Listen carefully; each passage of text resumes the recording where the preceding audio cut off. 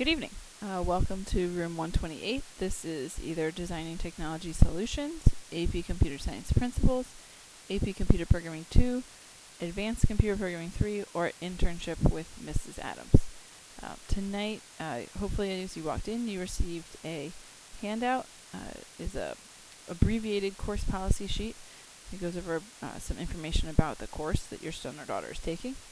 We're going to go through some of the daily procedures and activities that your students participate in, and you'll get some information about me, their teacher, how you can monitor their performance, and where you can find important information.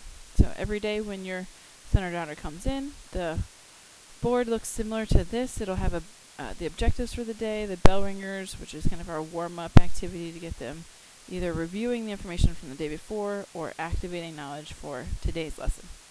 So today, here kind of was your bell ringer, so make sure that you had your course policy sheet. At the top of each course policy sheet, you'll see a brief overview of the course topics. Below that is how your son or daughter is graded in this course, as well as some of the basic rules and expectations of the course and my contact information. You should have seen something similar to this. It was brought home within the first week of school, so that you could kind of get an overview of what's going on in the course and what information you need to know. So if that does not look familiar, you can find it on Edline, or you can talk to your son or daughter, because it's also posted on Google Classroom. A little bit about their teacher. There's a picture of me. I graduated from QO in 1998. After that, I went to the University of Maryland and earned a degree in computer science and a degree in secondary math education. I immediately came back to teaching here at Quince Orchard, and have been teaching here for now 14 years. While I've been here, I also went back to school and received my master's from Johns Hopkins in technology for educators. At QO, along with teaching the 4 courses that I listed previously, I have also taught digital electronics, one of our Project Lead the Way courses, and I'm currently the Project Lead the Way lead teacher, or coordinating teacher. I'm also in charge of the website and the varsity softball coach, and involved in a few other things with the athletic department. And I am a co-sponsor for the class of 2017. Just a little bit about me. There's my email address. It is, like I said, on the bottom of the handout from tonight. Hopefully by now you have learned from your son or daughter that I'm currently out on maternity leave, which is another reason why I am not here tonight. Here's a picture of my son. I will be returning October 17th. Until then, Mr. Edwards will be subbing for the remainder of my leave. Course descriptions, a little brief overview. Designing Technology Solutions is an introduction to technology, not just electronics and computers, but all the different types of technology, where it comes from, the history of it, how it has evolved, and how we see it and use it in our everyday life. As well as second semester, we get into more of the technology that people think of today, which is computer-based technology, and they'll get an introduction to computer programming. The classroom has 32 different computers, a printer, work areas for small group activities as well. You can see where all that is located. The classroom policies: no food or drink. They can come in during lunch and sit at the middle tables and eat, or in the morning before school, and hang out and eat and get help. Otherwise, they have assigned seats in their classrooms, and those assigned seats may change as the year goes on. But they all do have their own computer to work area for the day.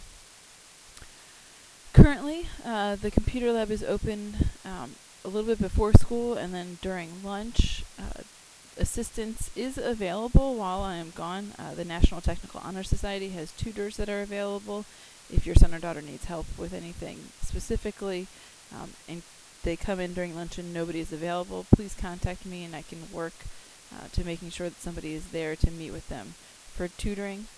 There is also assistance in each of my periods, first, second, and fourth at least, where I have interns who have taken the courses prior to this and have 2 or 3 years of experience. They're there to help, especially while I'm out on maternity leave. Most of them have computer programming experience or experience in other areas, and can be of assistance to the substitute and your son or daughter. In terms of the online items, since we are in a computer lab, it kind of lends itself to an online classroom environment where each student has an account with Google Classroom, and it's highly used in this course. All assignments and handouts are available through Google Classroom, so if your son or daughter ever says they've misplaced something or they missed something, especially with notes and things, those are all posted. They can go back and get those, review them all through Google Classroom. Right now, most assignments are being turned in via paper, but once I return, there will be a lot of assignments that will be submitted digitally as well through Google Classroom.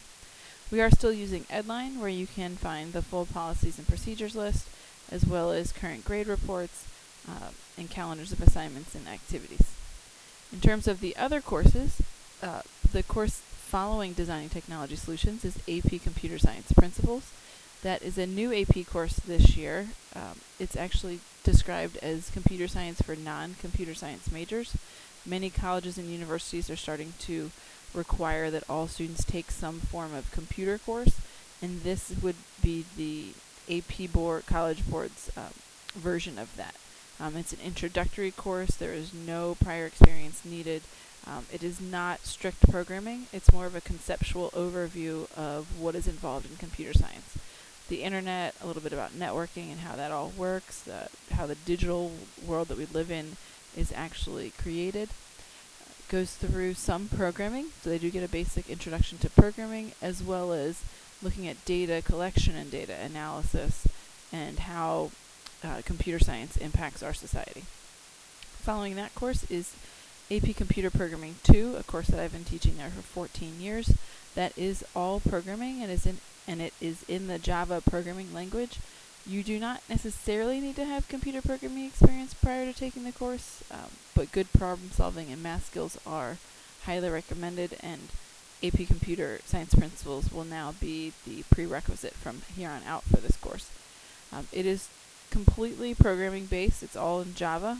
We use a platform called Eclipse because it is free, so your son or daughter can download the same programming environment that we use so they can use it at home. So you have Eclipse and Java. We start from the most basic of variables and go all the way through object-oriented programming to simple data structures like arrays and array lists. And it's equivalent to a first semester computer science course in college. Following that is Advanced Computer Programming 3. Used to be an AP course. It is designed to be a second semester computer science or computer programming course. It again is all in Java, but goes more in depth into data structures. Kind of takes from where Programming 2 left off and continues in complexity there. If you have any questions about any of these courses, please feel free to contact me through email. I am checking it somewhat regularly while I'm on leave, and we'll get back to you as soon as I can. Otherwise, have a good night.